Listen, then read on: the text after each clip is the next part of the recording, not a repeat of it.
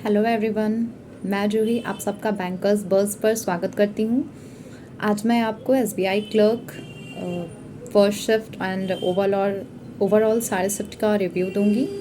उसके बाद हम लेवल की बात करेंगे and then after safe attempts की बात करेंगे। तो स्टार्ट करते हैं हम फर्स्ट शिफ्ट से। जैसा कि मेरा एग्ज़ाम भी फर्स्ट शिफ्ट में हुआ था और हर पेपर की तरह फर्स्ट शिफ्ट का paper as compare to other shifts थोड़ा ईजी होता है। तो रही बात मैथ्स की, तो मैथ्स में पिछले दिन की तरह ही 15 क्वेश्चन सिंप्लीफिकेशंस के आए थे, 5 क्वेश्चंस टैबुलर डीआई के आए थे और रॉन्ग नंबर सीरीज़ आई थी 5 और बाकी 10 अर्थमेटिक आई थी। मुझे मैथ्स थोड़ा सा इजी लगा। कुछ बच्चों को थोड़ा सा लेंदी लग रहा होगा, वो भी सिर्फ इस वजह से कैलकुलेशन स्पीड की वजह से, क्योंकि सिंप्लीफिकेशन बहुत ही इजी थे।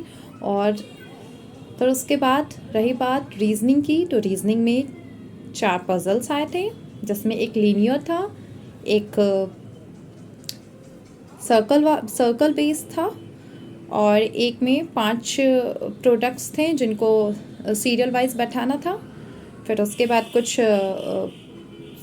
मिसलेनियस के क्वेश्चंस थे, जिसमें से 3 क्वेश्चंस ब्लड रिलेशन के थे और आप यकीन नहीं मानेंगे, ब्लड रिलेशन के क्वेश्चंस बहुत ही इजी था। सिलॉग के क्वेश्चंस थे, इनइक्वलिटी थी और नंबर एक तो वो था अल्फ़ा न्यूमेरिक था जैसा एसएससी में आता है।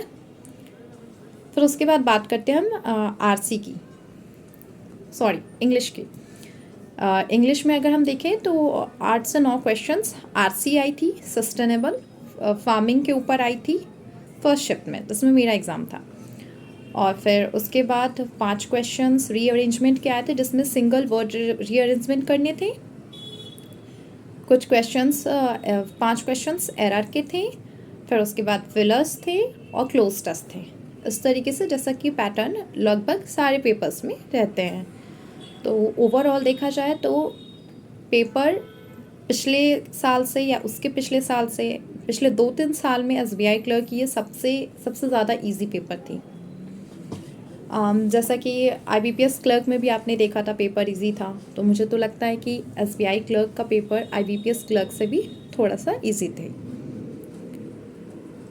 और रही बात लेवल की, बात हो गई, लेवल इजी ही था एज़ यूजुअली। देखिए, क्लर्क का पेपर हमेशा as compare to PO easy रहता है, लेकिन एसबीआई क्लर्क का पेपर काफ़ी ज़्यादा इजी था। फिर भी बच्चों ने, किसी ने 90, 95, 98 ऐसे अटैम्प्ट्स किए हैं, but don't worry, attempts 90 above होते हैं, कट ऑफ कभी भी 90 अबव नहीं जाती है।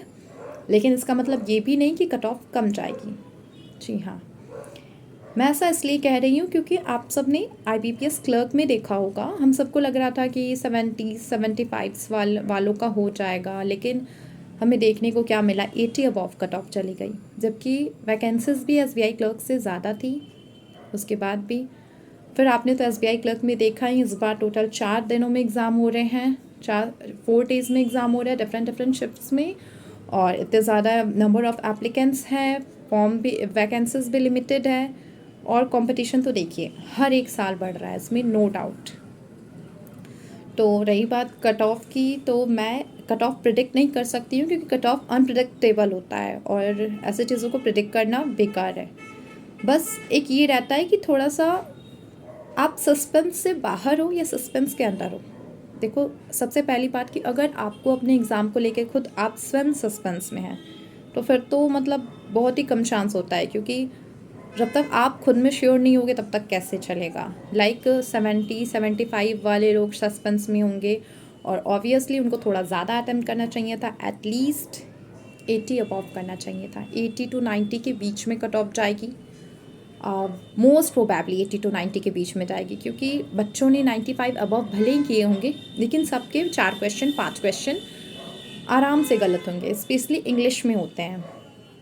मैंने भी कोई बहुत ज़्यादा क्वेश्चंस नहीं किए हैं, 84 किए हैं। मैंने 30 क्वेश्चंस इंग्लिश में कर डाले, क्योंकि मुझे इंग्लिश का लेवल बहुत इजी लगा और वर्ड्स कहीं कोई वर्ड नहीं ऐसा नहीं था, कोई भी लेंदी वर्ड नहीं था जो समझ ना आ रहा हो।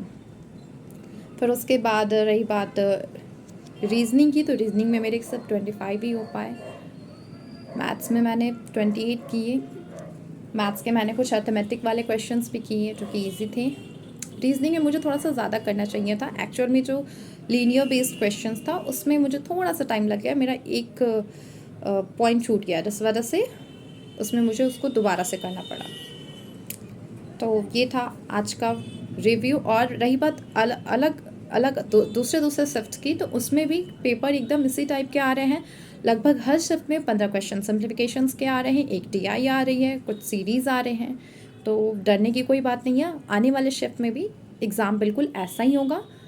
हाँ, लेवल अगर पेपर का लेवल अगर इजी रहता है तो थोड़ा सा डरने की बात है, क्योंकि फिर कट ऑफ बहुत ही हाई जाता है और ऐसे में स्टूडेंट्स को काफ़ी प्रॉब्लम फेस करना पड़ता है। तो मैं आपसे यही कहूँगी कि अपने स्पीड को बनाए रखें, एक्यूरेसी रखें और एकदम कूल माइंड होकर के पेपर देने जाए। That's all. Thank you. Bye bye.